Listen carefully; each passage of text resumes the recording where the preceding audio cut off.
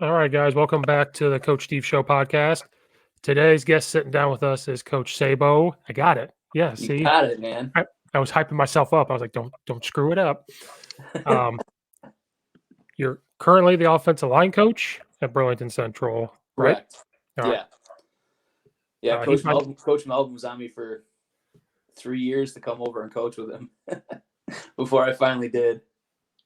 yeah, guys. If anybody out there is a fan of mine, I had Coach Melvin on from head coach at Burlington Central in Illinois. I had Coach Yossi, offense coordinator. Now I've got Coach Sabo. I'm just making my rounds for the whole staff. Yeah. I'll throw more your way. You can talk to all of them. I'll just have one big group one day. Let's get y'all on and let's see what Dude, happens. that would be absolutely hilarious. I'll tell you what, like I've been part of some very, very good coaching staffs over my 11-year tenure. I started at North Central. So obviously that coaching staff, like just the knowledge there was immense because it was Coach John Thorne, Coach Jeff Thorne, Rick Ponks, who's now over at the head coach over at Plano. Bill Winkie was there. Just so many people that were just brilliant minds on that staff. And then I was at Fenton for 2 years, which had some really good coaches there. Plainfield East, I coached under Mike Romelli, which was a blast. Again, some very smart individuals on that staff. And then I went over to Glenbard North for 4 years, and the guys there are just brilliant as well. Very, very, very, very, very knowledgeable about what they do, and then just experts in what they do. I mean, Glenbard North just pounds the ball. And when it comes to like power offenses, they're so smart. And then I went to Hampshire for 2 years. And, that was really, again, another smart coaching staff. But the collection of coaches that we have at Central, it's just experts in their field. Like, even I'm not calling myself an expert by any means because I have a lot to learn still. But our D-line coach is Ben Solomon. We got him over there from Huntley, and I hired him on at Fisk because, in my opinion, the guy is just one of the best D-line coaches I've seen in my life. And he breaks things down and makes kids understand in a way that is easy for them. And then, Melvin is he knows how to be a head coach, and he knows how to build a program, build a culture. Yossi's awesome. I've known him since I was 8, so I kind of have to sing him praises, but I mean, he really knows how to call a game. And, it's just our D coordinator is a kid by the name of Nick Scolari. And he was there's the East Aurora connection. So he coached at East Aurora with Coach and Melvin before Melvin came over. But yeah, I mean, it's just the collection of guys that we have there is awesome. So the knowledge is there, but then they're all just funny dudes. Like, they're all just hilarious, and we rip on each other constantly. Like, that fun kind of ripping on each other where, that they're joking, but it toes the line. It's pretty fun. I love it there. So if you got us on, man, you'd be in for a trip. I'll tell you that much. It's where that line is, and you just put your big toe over it. It's like, all right, now we know when to stop. Yeah. Yeah. And I could do that, and I've been meaning to get the East Aurora staff I worked with last year, Dave Williams, Coach, Bausch, and yeah. Willie B. So Will was actually at Plainfield East when I was there in 2011, and I can't remember if he was a teacher or a teacher's assistant, just like I was. I can't quite remember, but he was there. I love Will. He's a good dude. That whole staff is good dudes. Like, I love everybody at that school. Yeah, I was there for a year, and it was hard to leave, actually. Yeah, very. Especially doing it 1 year, and then then Pazant talked to me. He got that head job at Addison, and he's like, I need a true O-line coach because he coached the O-line the year before or something. Right. And he was like, I've never done it before. I just helped out, and I need a run game coordinator, offensive line coach, blah blah blah blah. They pay more and this and that, and I was like, I kind of have to take it. Yeah. That was the worst thing to tell Coach was to leave. It bothered. It took me like 2 or 3 days to make my mind up. I was like sick about it. Yeah. But he was very understanding, though. Oh, for sure. I mean, you got to do, and this is one of the things that it sucks in the coaching world because you build these relationships and you forge these relationships with the coaches. I mean, I was talking with my wife about this relatively recently, and we were just talking about how you build the relationships with the guys that you coach with to the point where when something does pop up, it's tough to leave. I mean, couple last year maybe, like right before the season started, I got 2 job offers. First one was over at Judson College or University or whatever. They wanted me to be the offensive line coach, and Jake Lemming was, he asked me to come out and coach with him, and I was like, let me consider it. But before that, it was Ron Plans over at Lake Zurich. Wanted me to come coach O-line, and I mean, the tradition that's at Lake Zurich is just, I mean, I was like, man, like I really do have to consider this. So it was, and I told Melvin right off the bat, I'm like, hey, I'm just letting you know that this is what this is being offered. The Judson one was an easy no for me. It was, we were already into camp, and I'm not about to ditch out on my players and ditch out on the guys at Central, and in the middle of camp and leave you high and dry without an O-line coach. No, that's not me. But that Lake Zurich one was before camp started, and I'm like that's tough. That's a real consideration, but it made more sense for me to stay at Central geographically, and I couldn't leave that staff. The staff is just awesome there. So yeah, I get what you mean, man. It's tough. Yeah, because I coached at Charleston for a while. Okay.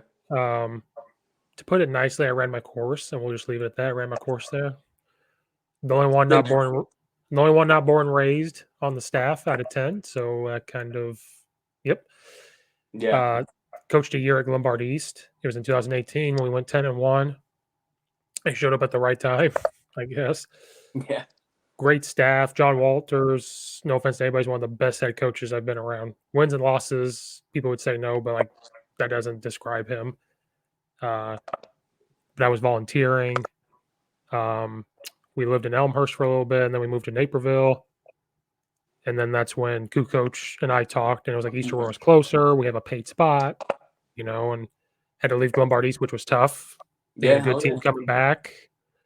It's a good team coming back. I love the coaching staff, but I was volunteering. It was kind of like wait your turn, and Lombard East pays teachers a lot of money. Yeah. A lot of money. So those guys are not leaving. Right. At all.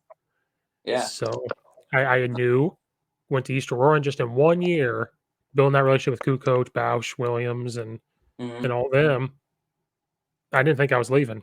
And then Bazant comes along, starts talking to me and offering this, offering that, and COVID hit. I had more time to think about it, and then it was just one of those things where I don't want to leave. Made me sick, and I was like, well, I have to. Right. It wasn't necessarily, no offense, like leaving a big program for a bigger program. They're about the same. East Aurora is a bigger school, right? But the levels of where the programs were rebuilding are about the same. But it was a bigger role. I was going to get paid more, right? But yeah, COVID's still a thing, so we're still sitting here twiddling our thumbs. And I won't say what I want to say about the governor, but that's yeah, whatever. Believe me, I get it. The only thing I'll say, and this isn't bad of me, I think we need a coach in charge of the state. I don't care, volleyball, basketball, football, I don't care. A coach. Because we always tell our players to work together. We're going to get a common goal. And I just told the coach previously on a podcast just today. What do we coaches do in the off season, or when we don't know something? We reach out to people and figure it out. So we'd be calling Indiana and Ohio and this and that and be like, guys, what did you do? Teach me. Right. Well, that's the thing that blows my mind about this whole situation. I mean, shit, we could do an entire podcast on this. Excuse my language. We can do an entire podcast on this for an hour and a half. But the thing that gets me going about this whole thing is, as far as we know, they haven't talked to Indiana. They haven't talked to Michigan. They haven't talked to Wisconsin. They haven't talked to Iowa. They haven't talked to Minnesota and figured out why it is those states flipped and played in the fall. Yep. And I agree with you. And I told people we're all amped up because of that and because it just doesn't look like they're trying. If they were Right. trying everything, met once a week, twice a week, I don't think I'd be as mad. Right. And that's all I'll say. I'm not gonna say, like, well, like we said before I recorded, but, like, that's just the things that bother me. Like, Yeah. think of it as players. If players saw the coaches not meeting, not trying, what are they gonna do? Right. It's the same thing. Yeah, man. But It's tough. That's a tough situation. but I'm an idiot. What do I know? You're not an idiot. This is what I always say. I always tell people I'm just the offensive line coach that's above my pay grade. Yeah, I always say I'm just an offensive line coach. Or the other one. So it's not just an offensive line coach. I'll go, I only coach the offensive line. Like, I put quotes around just. I realize that I don't think we're going to be visual here, but I put quotes around just. So Yeah, not just an offensive line coach, but we yeah, it's crazy, man. um I'll ask you this.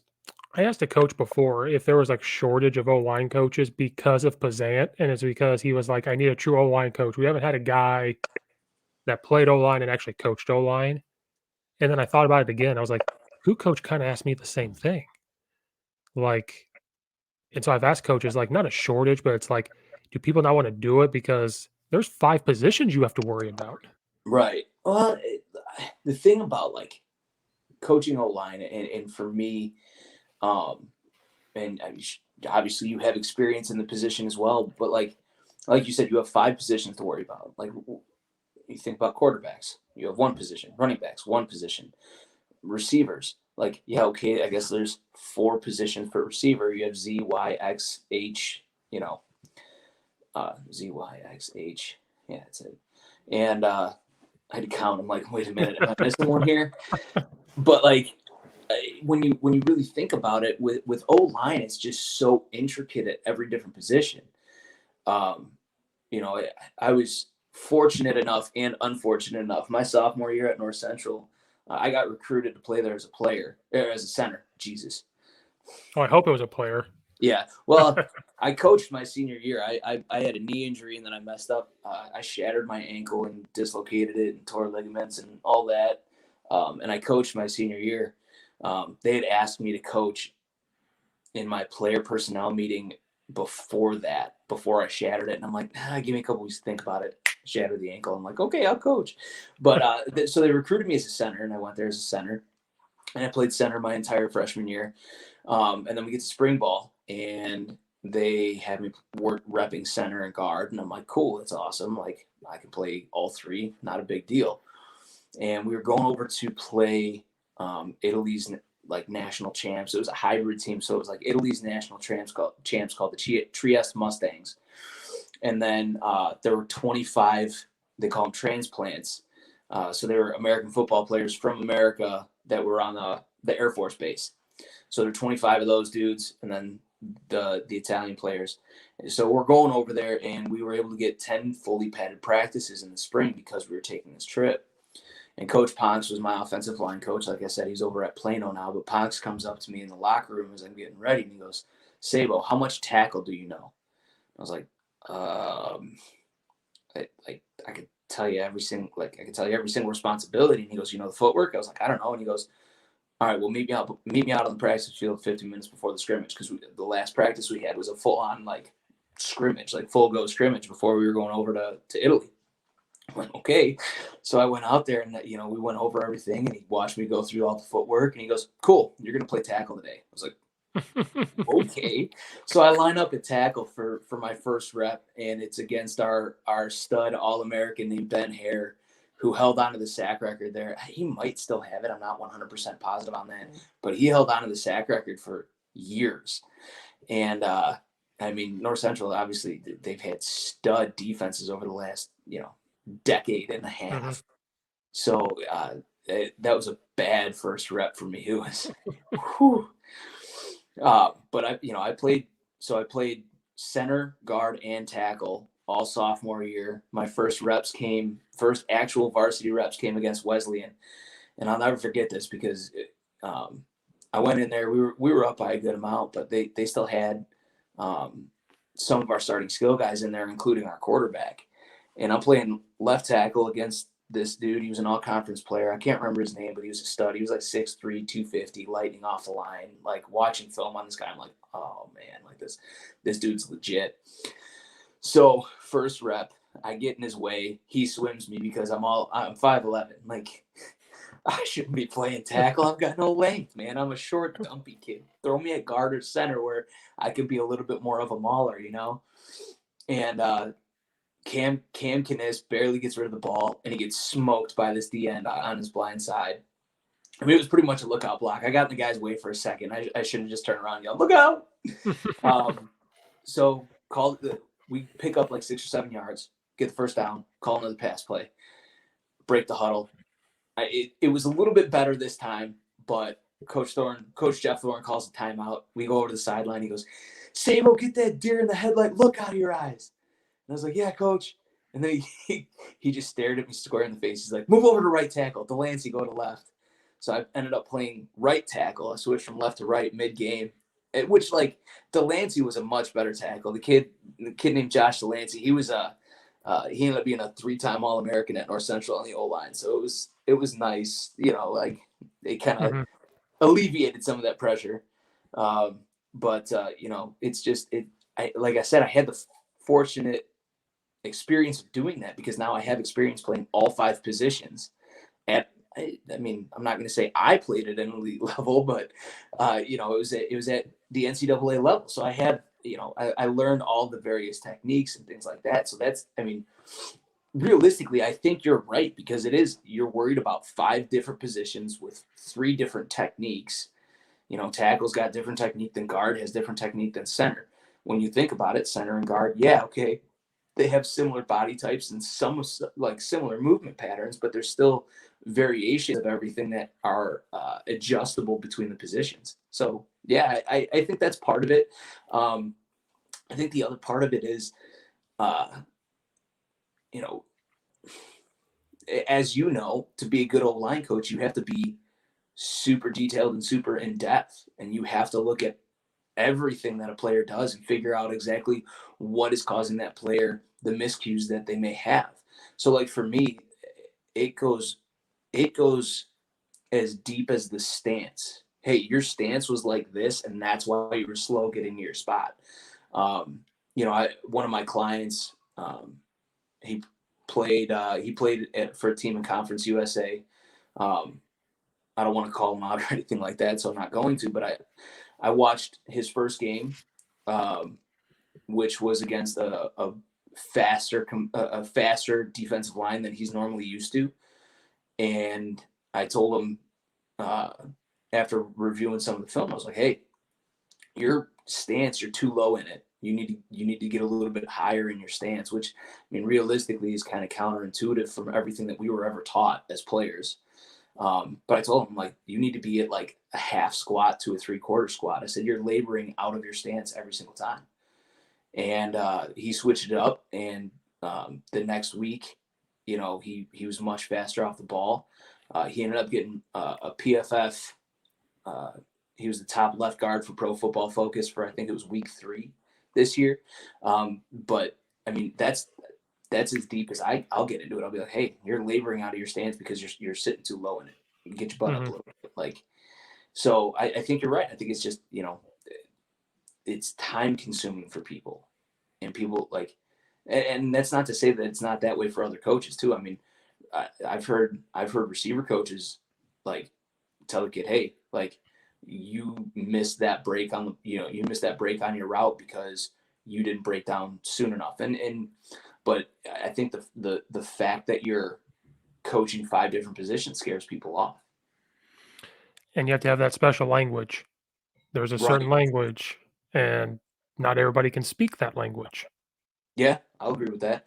I mean, the biggest thing about O-line, and I started to realize this probably in 2015. So, as you guys know, the Coach Steve Show is also brought to you by the Unhinged Sports Network. The Unhinged Sports Network is a 24-hour, 7 days a week, nonstop playing. radio podcasts about any sport that you guys can imagine. They have a proud partnership with Fanatics. So if you go to the link in the description, go to Fanatics, use that link, and go get some gear to support the Coach Steve Show and to support the Unhinged Sports Network. They have deals all the way up to 70% off. They have deals for free shipping, and they have every single sports team you could think of. Your college team is going to be on there. Your professional team is going to be on there. They have good deals on jerseys, T-shirts, hats, socks, anything you want. So please use the link in the description to go to fanatics.com. Save big on your team's gear to help support the Unhinged Sports Network and to support the Coach Steve Show. Are you guys tired of overpaying for your cable? Do you think, oh, I need to go to the streaming side so I can save some money? Are you tired of taking out a small loan to pay for the cable just to watch things? There's so many streaming services. Do you not know or are having a hard time pick which streaming service? Well, lucky for you, the Coach Steve Show, which is on the Unhinged Sports Network, have a proud partnership with Fubo TV. Fubo TV has over 100 plus channels. They have NBC, CBS, Fox, ABC, ESPN, much more without the hassle of that cable contract. If you don't believe me, go to the link in the bio. You can get a 7-day free trial today. So if you click on the link in the bio of the episode, you can get a free 7-day trial to support the Unhinged Sports Network, to support the Coach Steve Show podcast. Please use that link. Guys, it's time to cut the cord. Streaming services is where it's at. Get the internet, get the streaming service. You can, if you don't like it, get rid of it, but I think you're going to like it. That's why there's a 7-day free trial. Cut the cord. Quit taking out small loans to pay for this cable network. Please don't let these cable people trick you into getting into a 3-year contract, 2-year contract, and raising your rates. Go to Fubo TV. Best way to watch all the sports, any shows that you watch. So please support the show. Go click on the link now. Try it out for 7 days free. Cut the cord. I'm a very big believer in OLP. I love offensive line performance, and I love everything that they do. When it comes to cueing kids and athletes on how to move, everything they do is based in biomechanics and science. And like when you look at and psychology too, like, so one of the things that I tell my guys now, I never cue get your head across ever. I haven't done it in 3 years, because when you tell a kid, hey, don't do this, what's their thought? Don't do this. So if I tell a kid, if I tell a kid, hey, you need to get your head across, well, they're going to lead with their head. Mm-hmm. If I tell a kid, hey, don't false step, they're going to be so worried about not false stepping that they false step.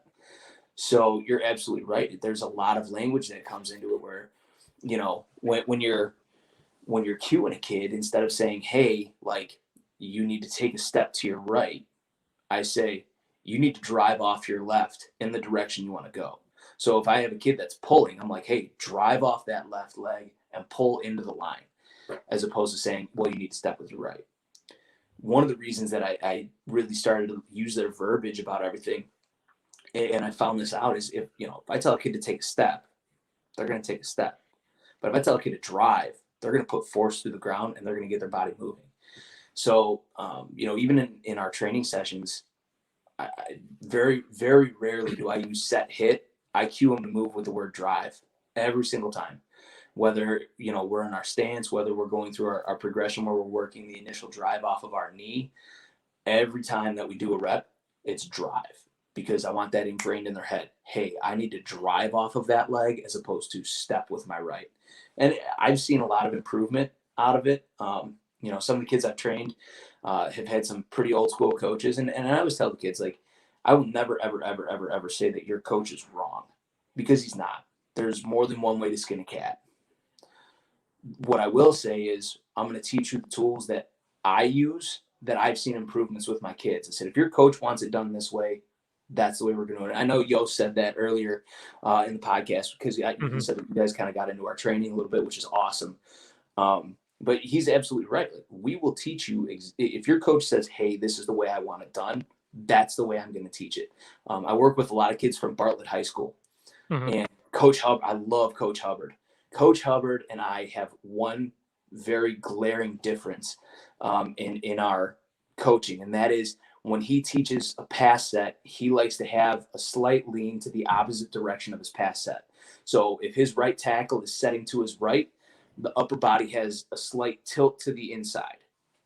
That's really the only difference, right? I teach his kids that lean. When I am going through training sessions of the Bartlett athletes that work with me, I'll tell them, hey, you didn't have the tilt. You need to have the tilt. And I'll explain my way. I'll say, hey, like, this is why I think balance is better, but coach wants you to have that tilt, and his way is not incorrect. So we're going to do it that way. So when you're here, you're doing it both ways. I'm teaching you both ways because and one of the biggest things is, you got to have more tools for the toolbox. Mm-hmm. The more tools you have for the toolbox, the better success you're going to see no matter what. So why not teach both ways? When I'm at Central, I teach it my way, and that's fine. But I always tell kids, I'm like, hey, we're gonna do it the way your coach wants it. But if there's something that's super inefficient, I'll say, all right, hey, like, because I always tell kids, I say, we are not fleet of foot. So we're not. We're big dudes that like to maul people. So we have to be efficient in our movement. So if something is inefficient, I always say there's more than one way to skin a cat, but would you rather skin a cat with a butter knife or a butcher knife? Mm-hmm. And that's kind of the way I go about it. And it's really helped some of the kids that I work with where, they see a massive improvement in how quickly they're able to take their set or how quickly they're able to get up to a linebacker because of those cues and because of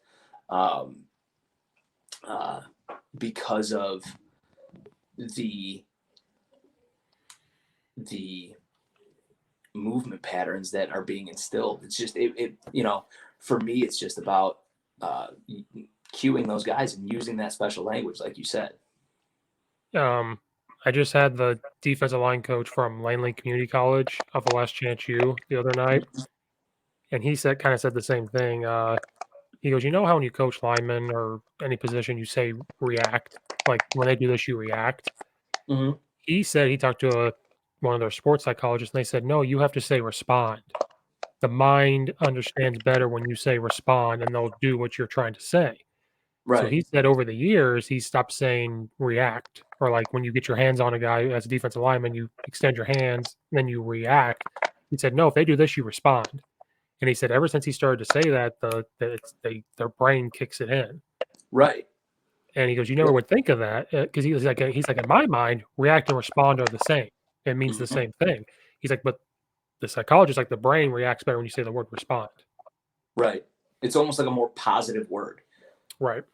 Well, and that's a big thing, positivity. And that kind of goes back to the sports psychology of saying like, hey, get your head across. Well, the kid's going to get his head across and he's going to lead with his head because that's what his mind is thinking. Whereas for me, what I say is set your angle and your aiming point with your hands are play side number and via the neck. Or for a down block, your aiming point is via the neck and backside armpit. That's your aiming point with your hands. I never put the head in our cues.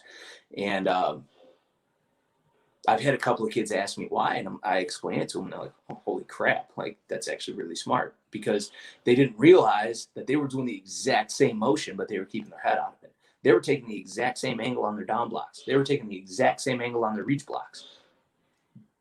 But they never put two and two together. Right. I'm guilty as anybody saying head across, but I do both. I'm very strange.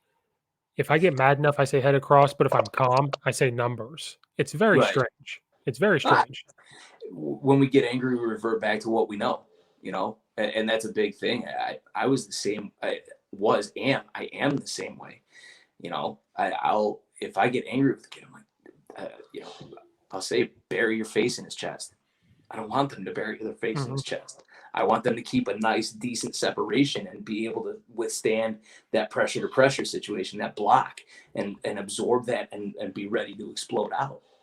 But, if I get angry enough, I'm like, oh man, and I shouldn't say angry, frustrated. If I get frustrated enough, I'll revert back to what I know or what I was taught. And that's something that I've really been trying to work on is not reverting back to that old verbiage. Yeah, because when I was in high school, we ran the power I option. Mm-hmm. So that's what you did when you down blocked. It was ear hole into his chest, or get your head into him. Yep. Then I coached in it, and then when I started coaching, guess what verbiage I said? I would say this. Right. And then as I coached more, well, then I coached quarterbacks for a year, so I took the verbiage out. I realized how boring that was to coach quarterbacks. It wasn't Yeah. boring, but it wasn't hitting. Right. It was fun at first. I was the OC. We had a guy that could coach O-line. And we didn't have a quarterback coach. I was like, I'll do it. It Yeah. was fun at first. Then after a while, it was like, oh, you're throwing the ball again? That's cool. Yeah. I guess, for me, like, and I've said this forever. People are like, well, do you ever want to be an OC? Do you ever want to be a head coach? I'm like, hell no. Just give me my 5 guys, give me my O-line, and I'm going to continue to do what I do. Like, I know the box. Let me coach that. Like, I don't want to coach anything else. And realistically, like, it's, for me, like, I'll do some of the most mundane stuff, but it's that attention to detail. And I try and instill that in the kids. I'm like, hey, what happened here? Oh, coach, like, I took my set, but my left foot didn't travel as far as my right. It's like, bingo, you're starting to get it now. And it's like, it's so mundane for me, but it's like, I'm a nerd. So like legitimately, like I'm an O-line nerd. It's kind of funny because a small tangent about it. My brother and I are in a group chat with one of our friends from college, and he never played football or anything like that, but he's very into it. And because he's never played, he has some questions about, like, he's like, hey, how much does scheme matter when it comes to offensive line play? How much does this matter? How much does that matter? And I said, football, especially offensive line play, is the perfect blend of biomechanics, anatomy and physiology, and geometry that you could possibly have. Because you have to know angles, you have to know biomechanics, and you have to know anatomy and physiology in order to be a great offensive lineman. Now, I'm not saying you need to know, like, the names of all 206 bones of the body and every muscle that you use, but if I say, hey, you need to engage your adductors, you're gonna know what that is. And I tell that to my kids at Central. I tell that to my kids at training sessions. I'll say, you guys are gonna learn physics. Oh, it's another one: physics, biomechanics, anatomy, physiology, geometry. So you're gonna learn some physics. And I never took physics, so it's like rudimentary physics. It's like Murphy's third law or whatever. For every action, there's an equal and opposite reaction. Okay, well, what's your action? Well, I'm driving into the ground. What's the ground's reaction? The ground is pushing back against your foot, according to Murphy's third law. And they're like, so that's why I move? I'm like, yes, now you're getting it. But like, so I was telling, I back to that conversation, I said that, and he shared that Homer Simpson gif when he's in the car and he pops his head out and he goes, nerd. He shared that in the chat. And I told him, I'm like, yeah, I said, I'm 100% a nerd, and that's my attention to detail. So, and I said, I'm going to toot my own horn here. That's why I'm good at what I do. And he like gave a laughy face, and my brother joined in, and he goes, no, that he's not lying. That's exactly why he's good at what he does, is because that attention to detail. So yeah, no, it's now you got me on like so many different tangents. Oh man, you talk about rabbit holes, man. I'll go down some O-line rabbit holes for sure. All because I brought up quarterback coaching. Then we just right. jumped down. And how it's kind of like, all right, you're throwing the ball again. Well, now for some people, they'll sit down, they'll come to a session to try and, like, just see what I do. And I had a buddy of mine show up, and he was like, he coaches line, and he was like, this is fun to you? Because it's literally like, I worked with a kid on for an hour. It was stance, initial drive. That's it. And I had a blast. I was laughing. I was, joking with the kid, and the kid was having a good time too. But he was like, wow, dude, like, you really get into the basics of it. I said, and I love this quote: you can't shoot a cannon from a canoe. I said, so your stance and building that stance and having that solid foundation is your canoe, or is your base. And if you don't have a good base, you can't shoot a cannon from that. So that movement is shooting in cannon. So if you have a narrow base or a crappy stance and you try and shoot a cannonball from it, it's not going to work. It's like, oh man, it's brilliant. So yeah, I like that. You can't shoot a cannon from a canoe. Keep that base wide and athletic. But I tried to bring the mechanics when I was coaching quarterbacks. There's a lot of knees, ankles, and hip movement to throw the ball right. I had a sophomore that was his second year playing quarterback ever, and I quickly realized I was like, oh, I only have 2 or 3 kids. yeah, And once they figured out the mechanics, I was like, what do we do now? Because like warm ups, you're throwing the ball, you're doing some drills, you're throwing the ball, you're moving. right. And I got crazy. I got the bags out in a circle. We run in a circle, holding the ball up, and I'd smack it with a thing. And I'm like, "We're not running backs, coach." And I was like, "Nope, we're gonna make this fun. You're gonna hold on to the ball." I got the arm things, and I'm punching them. And then I looked down at the old line. I think that was the thing. I'm so used to watching 5, and I was Right. watching 1. And then in a game, because I was the OC, the quarterback would come off, and I'm trying to talk to him like an offensive lineman coach. And I'm like, "Oh yeah, you're not. I'm not the quarterback whisperer." I was like, "No, we can't do that." Well, it's funny because me being a line coach, this is my 5th year with the OC, right? And with him being the OC, he was the OC at Hampshire when I got there. And there were some other offensive minds on that staff where he didn't have to rely on me as much to ask about coverages and crap like that. So we get to Central. And he's like, Sabo, what coverage are they in? I'm like, I don't know, man. They're in a 3-4. And he goes, no, like I need to know coverage. Are they quarter, half? What are they? I'm like, I don't know. I know down linemen, linebackers. And it'd be like, hey, it's third and 3, and they're in cover 4. What play should I call? GT. Like power.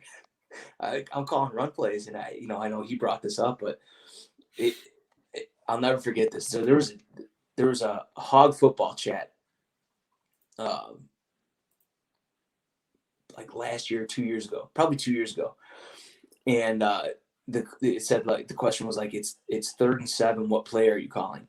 And I put GT, and I put I'm also not joking, and I tagged Coach Yost, and I was like, ask Yost, like I'm dead serious, and he goes, oh yeah, he's dead serious.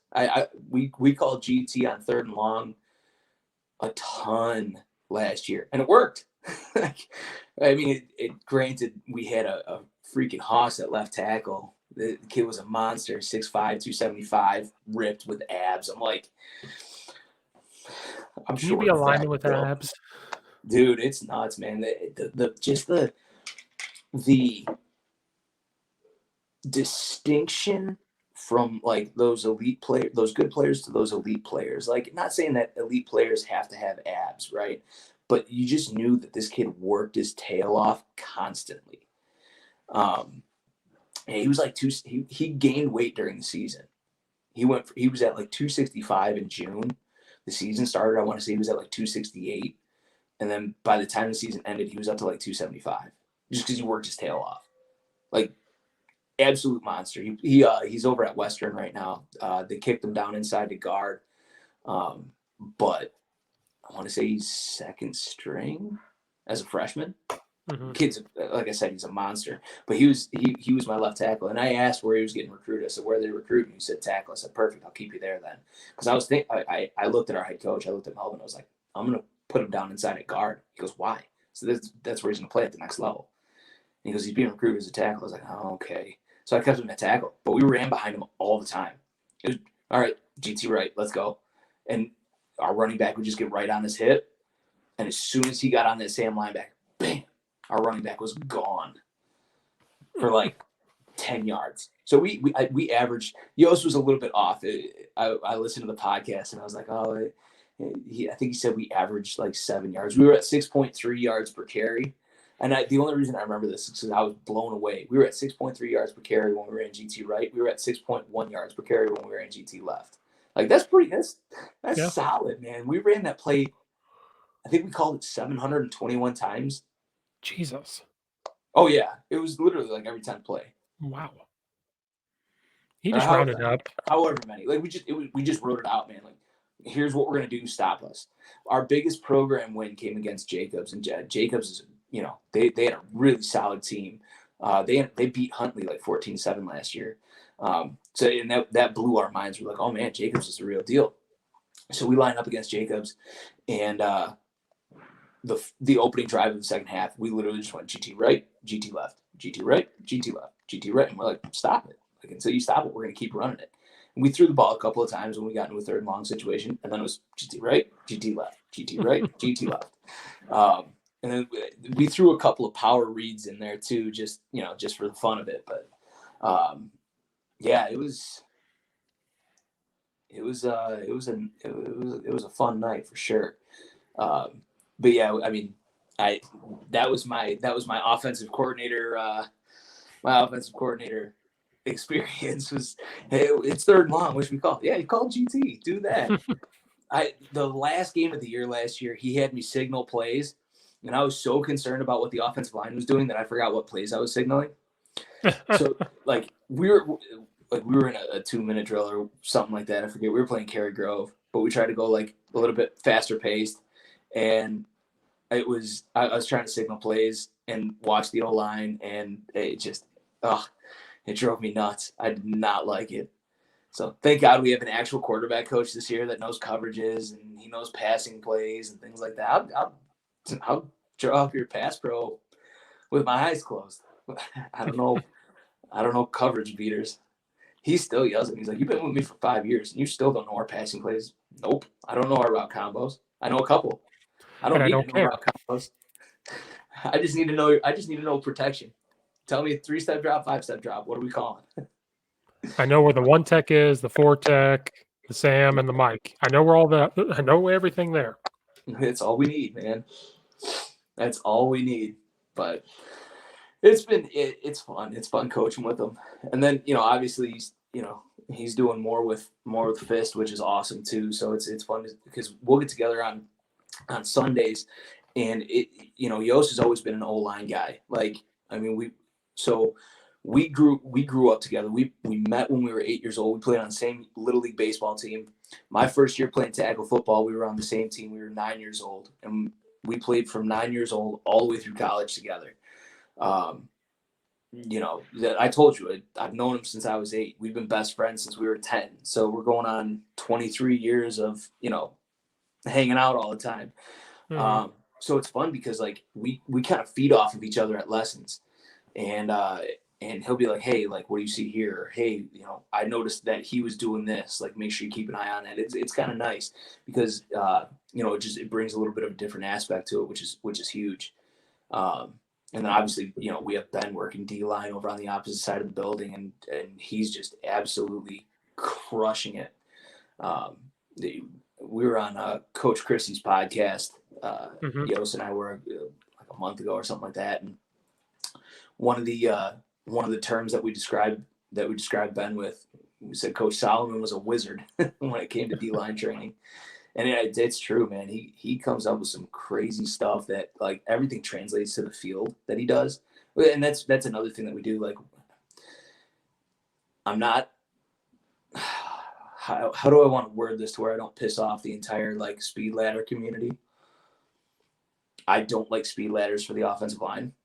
I used to use them all the time, and I would see it show up in not only skill acquisition, but drills and games, to where kids were mimicking the movements that they had in a speed ladder. And I started to kind of do some research, and what it showed me was that speed and quickness comes from repetitive movements. So when you repeat a movement, you become more confident in it and you're more explosive through that movement. I'm like, oh man, that really makes a lot of sense. But it also makes sense as to why I was seeing those movements show up in my athletes, because they were so used to repeating those speed ladder movements that their body just kind of went to it like second nature. I'm like, oh man, that makes a lot of sense. So like even with speed ladders, Coach Solomon has found a way to make it translate to the field. I used to use them in training sessions all the time. I'd be like, all right, like I for my long snappers, I would call it the gauntlet. And I really don't. I train long snappers every once in a while now, but not as much. And but the gauntlet was, they would snap, they would run 15 yards, they'd go through the speed ladder, and then they'd run another 25. And it was like simulating getting downfield. And then I'm like, why am I like, after I started to think about it, I'm like, why am I putting the speed ladder in the middle? They're never gonna do the speed ladder in the middle of the field. Like, there's no reason. So yeah, like I said, I tried to formulate it to not piss off the speed ladder community. You know, I don't know if you follow Tom Blazer at all on Twitter, but he's gotten them riled up a few times about that. It's been kind of fun to watch. When he gets people going, man, it cracks me up. But yeah, the speed ladders for me, they never make an appearance when I train, just because everything we do is, you know, translates to the field. Every movement we do, there's nothing for us. There's no wasted movement. So it's imperative that we teach that. So, you know, speed ladders, there's a ton of wasted movement. Like, why would a kid get his feet, you know, 2 inches from each other inside a 12 by 12 box? It just doesn't make sense to me. So, they have their place. You know, they can definitely help with coordination and things like that. But when it comes to O-line specific training, I will never use them again. It's more like a conditioning thing, I think. Yeah, I can see that. Like, as a team, then when you're specific, yeah, like in the summer when you're trying to do body weight stuff, right? That's what we did. We used it for that. Yeah, I could definitely see that. No, I won't get into the Blazer conversations because I'll just get my butt whipped. I'm like, I don't know enough to compete, so I stay out of it. I just read it. I'll be honest with you, man. Blaze is he's a very driven person, and he's very knowledgeable. So, like, you know, obviously I talk about OLP a lot, but he knows those dudes. He's been to like 3 or 4 of their seminars. So he gets very in depth with it, which is awesome. And I'm pretty sure he's OLP certified, but he, and I am too, but like, he's so driven that he's reading 3, 4 books, 5 books every 6 months about, you know, anatomy and physiology, strength training, you know. The Coach Steve Show is sponsored by the Launchpad Kickoff Tee. If you're a football coach out there, high school, college, NFL, doesn't matter, and you're looking for that edge for your special teams, for your kicker, for the kickoff, onsides, you guys need to go to launchpadkickoff.com.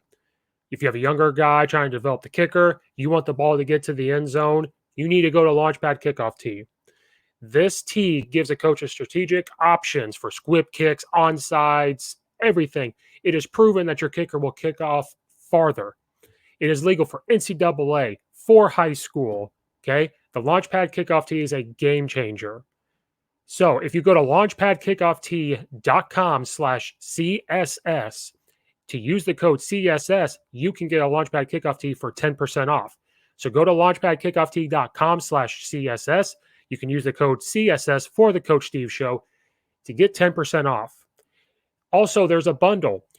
You can get 1 for 10% off. You can go to 2 and get more percent off, or there's an option to buy 4. If you click the option to buy the 4 kickoff tees, if you like it so much, when you use the code CSS, you'll get the 4th one free. So instead of paying full price for all 4, you'll get 3. So go to launchpadkickoff.com/CSS, use the code CSS, get 10% off, buy 4 to get the 4th one free. This is a game changer, guys. It does more than just hold your balls. Go get the Launchpad Kickoff Tee today to give your kicker an edge for next season. Movement patterns, like, he gets very, very in depth with it, and that's why, you know, I've had a couple of kids from California that have followed me or reached out to me or whatever, and you know, with Greg Holcomb is a quarterback trainer for Next Level Athletics, and I love Greg. You know, we largely attribute a lot of our successes to Greg because in 2014 he reached out to me and he was like, "Hey, do you want to do group training?" And Yost at that point, you know, his son was very young, so Yost really wasn't doing too much training or anything like that. And I was like, "Yeah, sure." And I'd show up to trainings and there'd be nobody there for alignment, and I'm like, "Oh man, this sucks." Anyways, so you know, fast forward, Greg has really grown his brand, and he started this Rise and Fire camp and everything like that. And we started out in Chicago, and he did a couple, like, he did one in Florida, he did one in LA, he did one in Dallas, and the one in LA, Chicago, we started to invite linemen and had Fist run it. And then he was like, hey, let's go out to LA. And I called up Blazer and Murph, and I was like, dudes, we're going to be in LA. Do you want to run this camp? And I was like, I can't pay you guys. Like, I'm not getting paid. But for me, it's a paid trip because Greg covered our hotel. So it was like, hey, I'm going to stay in the hotel and I'm going to coach a line out there. And, they came out and they helped out. And I've had kids. I'm like, these are the guys that you want to work with if you're out here. Like, they're second to none, man. They're very, very knowledgeable about what they do. And Murph has the playing experience that those kids look up to because, it's tough. Once kids realize you know what you're talking about, it's a lot easier to reach them. But I've had kids that their parents were like, where'd you play? I said, North Central. They're like, oh, that's a D3 school, isn't it? I'm like, yeah. They're like, yeah, no, we're looking for a D1 a D1 football player. I'm like, really? Like, why? Oh, well, they know the game. Come on. Knowledge about technique doesn't stop just because I didn't play D1. You know what I mean? So anyway, but Murph has that D1 aspect that they look for because he was at ASU and he was an All-American, but he is so grounded about that he doesn't flaunt it, number one, but number two, he just does everything that he can to push the athletes that they work with into proper biomechanical movement. It's awesome to watch those dudes work. A lot of like our hip mobility stuff, we were out there last year and Murph and Blaze started to do some hip and ankle mobility stuff to start out the camp. And Yost and I looked at each other like, holy crap, that's brilliant stuff that we all could do. So we do a lot of hip and ankle mobility stuff after seeing them do it. It's been fun. That was a trip, man. I love watching those dudes work. And at the camp, there are times where, I was coaching D-line and I'd turn and I'd look over at Blaze and Murph and I just watch them work. And, that was kind of it. Like Yost would have to call me back and be like, hey, we're over here at the D-line. I'm like, oh yeah, that's right. But yeah, it's there's some knowledgeable dudes. I totally understand getting into some of those discussions. There are times where I look at it and I'm like, I'll see someone disagree with Blaze and I'm like, hey. And then I look and like he's got a 4-tweet response to it and I'm like, he said everything I was going to say, so I'm just going to leave it. Yeah, or like I can't tell if he's joking with the guy or being serious. And I'm like, most of the time he's serious. Yeah. And then I'm like, I'm just staying out of it. And then I see Coach Schiffman pop in a little bit to stir the pot. And I'm like, oh God. I love Schiff because he stirs the pot on so much. And he just, oh man, he's fun. He's fun to follow. He's a good follow too. But yeah, it's crazy how you and I, we started talking on Twitter and it blows my mind how ingrained in the Twitterverse coaches are. For good or bad, I always ask people, like, I'm an offensive guy, so you see the wing T versus spread and all that discussion. And I tell people, like, social media is great if it's the right reasons. So, like, the podcast stuff, like this stuff, perfect. Learning the offensive line stuff, perfect. I steal drills, I see plays, I see this. Yeah. But then I see, spread or soft, or like, I'm not going to say the coach's name on Twitter. He shows like a GIF or something making fun of wide receivers blocking in the air raid offense or the spread offense and like makes fun of them. And I so want to respond and be like, or like they call Washington State soft or Mississippi State soft. I'm like, you don't play division. No offense to any division, but you don't go play at Mississippi State if you're soft. Right. That's the stuff that bothers me. Yeah, no, I agree with that wholeheartedly. You're not a Division I football player if you're soft, for sure. Or any division, really. If you play any football. Division. I always tell kids and I tell parents, like, when it comes down to it, there are roughly 1 million high school football players. Roughly 60,000 high school football players will move on to play college at any level. So that's 6%. that play college at any level. So I always tell kids, I'm like, if you're going to play college football, you're a dude. Like, I don't care what people say. You're a dude. Mm-hmm. You have to be.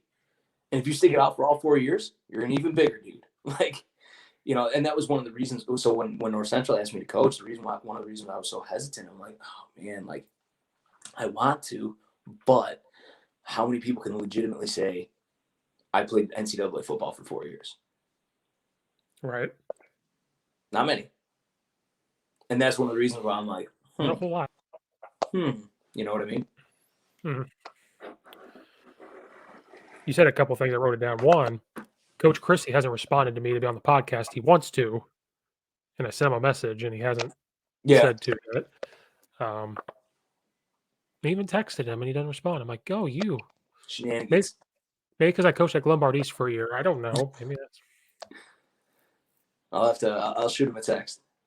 No, I mean it's not a big deal, but like it was just funny.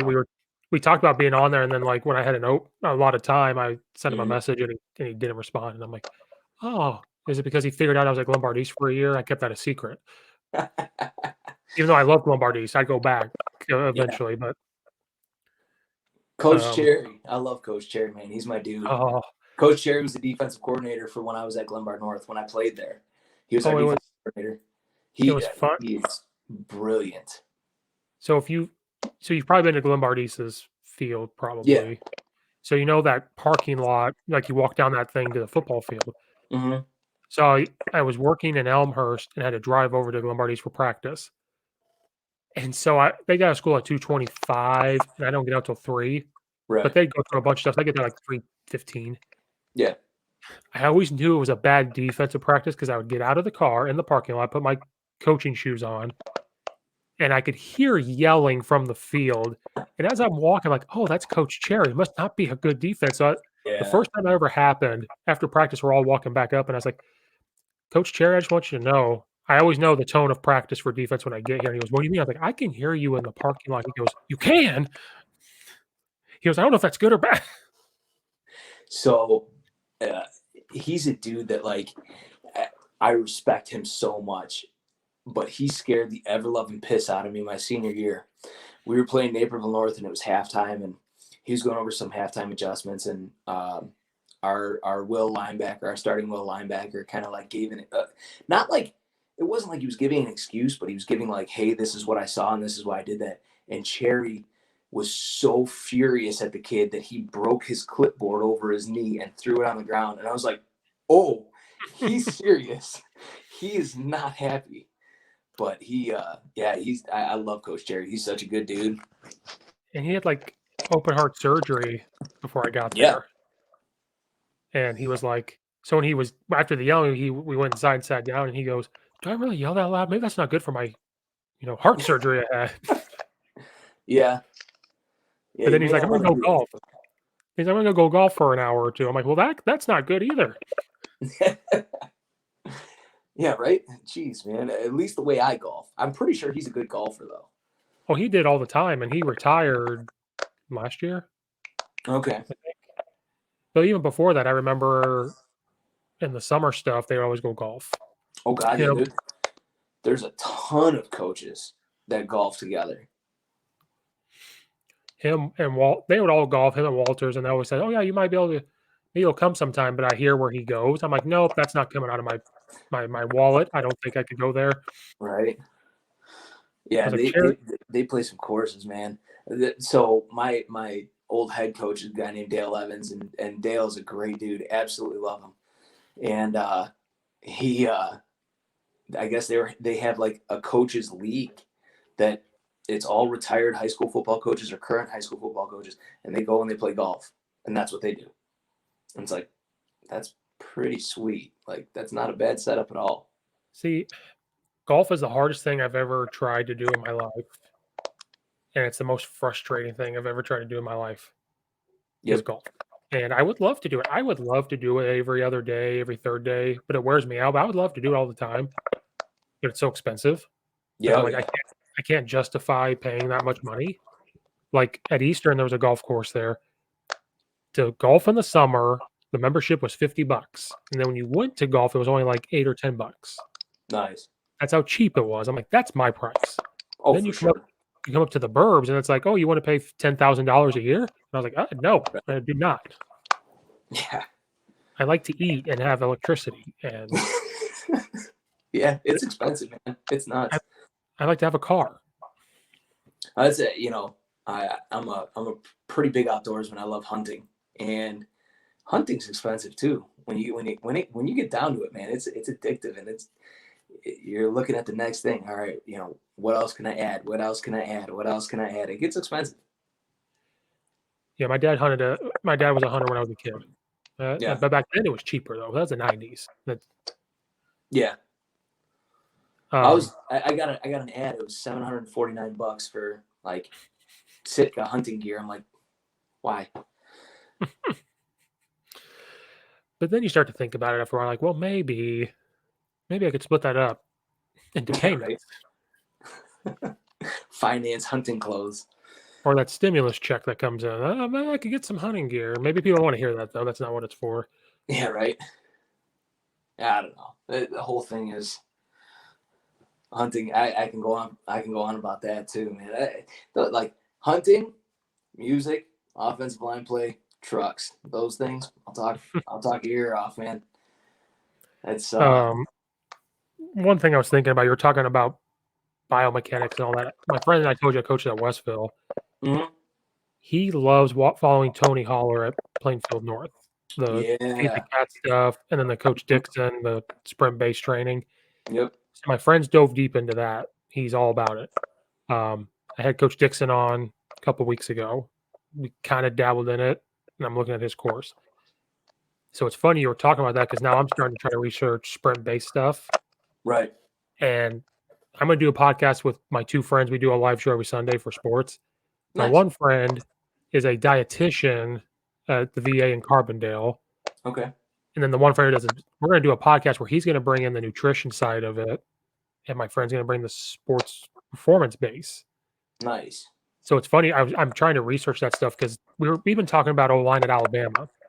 Mm-hmm. And if you look at their numbers, they've gotten stronger as the season has progressed. Right. Because of that sprint-based stuff, because of the biomechanics, because of this. Oh, definitely. So I think that's something that everybody needs to dive deep into, and I'm trying. There's just so much. And when you look at Alabama, Indiana does it, Ohio State does it. That's why they're so fast. And that's why they're so powerful. Right. Well, I mean, the biggest thing is, and when you look at training from whether it's training offensive line or training whatever position, but like the way I look at everything, our trainings, I don't rep kids for more than 5 seconds. Mm-hmm. I don't, because the average play is what, 4.5 seconds. So why am I gonna why am I gonna make a kid do a drill that takes 45 seconds? I just don't understand that. And then the other thing that I don't understand is coaches that put all of their stock in the 40-yard dash for an offensive lineman. Don't understand it. Like when we came up with the idea for our showcase, we're like, all right, what drills are we going to do? And of course, the 40 was brought up. And I said, no, we're not doing a 40. And everybody agreed immediately. They're like, no, we're not doing a 40. So we're doing a 10-20 split. Because 10 yards shows you how quickly they get up to speed, and 20 yards will show you by the time they're topped out. That's all we need. All right. And I just don't understand. Like, so many coaches are like, well, what's his 40 time? He's an offensive lineman. Why do you need his 40 time? Even a tackle. Like, a tackle's running out to the corner. That ain't 40 yards. It's like 10, 12 tops. Mm-hmm. I don't know. Well, that makes more sense to do the 10-20 when he's going to go block somebody on a screen, because it shows how quickly he can get there. For some reason, he hasn't touched anybody. Shows how the max out of like that stuff. That's where that sports performance stuff comes. My friend told me, because he was a head coach at a high school, and I went and watched them, and this was years ago, so he didn't know any of this. He goes, if you come watch my track practices now, you would think we're lazy. I said, why? He goes, well, like, for example, my sprinters, we sprint for a while, and we sit for 5 or 10 minutes. They will just sit there. And I said, why? And he goes, the recovery is so big. Alabama, they sprint on Wednesdays. They do their hard sprints, all that on Wednesday. and then don't do anything sprint wise again until Saturday. Yeah. And that's why they're so fat. Time to recover. Yeah. And like the days of gassers are over, the days of like the Coach Dixon, he said the only day they wear full pads is Wednesdays. Mm-hmm. They're in helmets the rest of the time. And he calls it caging them in. Like, Right. yeah, they teach them technique and all that. He said Wednesday, we don't do team very long. Once I see what I want to see from offense, we're done. As soon as we see what we see from defense, we're done. We cage them in. Then Friday, they want to go hit somebody else. Right. And I was kind of shocked by that. I was like, at Lombard East, we were helmets and shoulder pads and shorts on Tuesdays. Mm-hmm. That was just for safety. Like we just wanted it for safety. Right. Full pads Wednesday. And that's when we hit a lot. Mm-hmm. Thursday was the same thing. And then Friday, we go out and play. And we were pretty fresh that way. Right. The full days of full on hitting Tuesday, full on hitting Wednesday doesn't happen. Shouldn't happen as much anymore. Yeah. We're kind of in the same boat. Like Monday's our install day. Tuesday, like we're doing individual and we're focused, but it's like we're really looking for specific things. Wednesday we go, Thursday clean it up, Friday it's go time. Yeah, it's not the same as Monday. You kind of have helmet shoulder pads. Tuesday you hit. Wednesday you hit. Thursday you kind of thud, and then you play. It's like when we all played. That's what it was. And we had our pregame on Thursday. I'll never forget this. So they gave us our jerseys, gave us our game pants, and we wore jerseys and game pants with no pads and our helmets. Mm-hmm. That was an experience. They wouldn't let us wear shorts. We had to wear our game pants. We would just wear our. When I was in high school, we'd wear our game jerseys on Thursday. Yeah. And then that was hot in the summers or beginning. Oh, because then you have to wear it to school. And like we just sweated on it on Thursday. Right. Like, you want to wear it now? No, that sports performance stuff I'm interested in because especially the weightlifting. It's not how much can you bench now, how much can you do this, and it's based on each kid. Talking to Coach Dixon, he was like, "So let's say you planned on having these specific kids do front squats, but going into it, you could just tell his body is not reacting well to doing those front squats.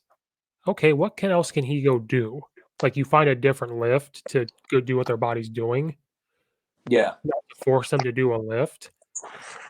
So then I said, well, do you think that's because some coaches don't want to do that work? They'd rather just put them in this group and say, all of you are doing front squats, and then this group, all of you are doing deadlift.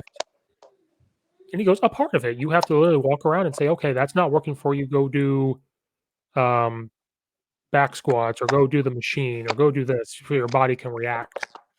Right. Or you know what? Today's just not a squat day. Just don't do it. We're going to go do bench instead. Yeah.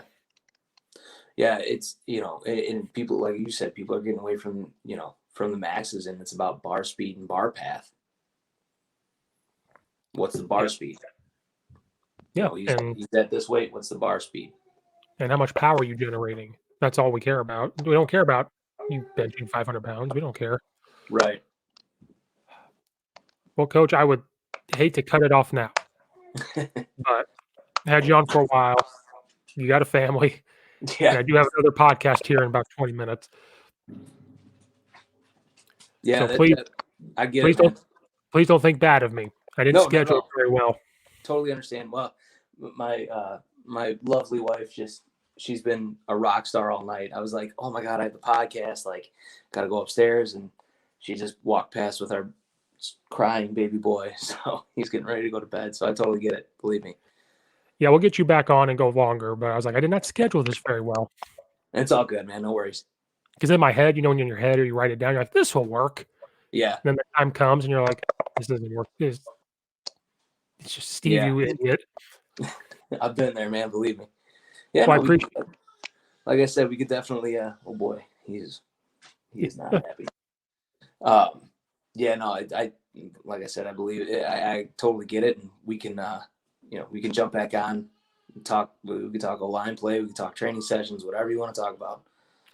Oh, for sure. And then maybe one day get the whole staff on. Well, you never know. Yeah, that'd be fun. I'll be the facilitator to make sure it's all organized. Yeah. Well, I appreciate you. I appreciate you. Thank you for having me on. Yep. Thank you so much. I'll see everybody next time.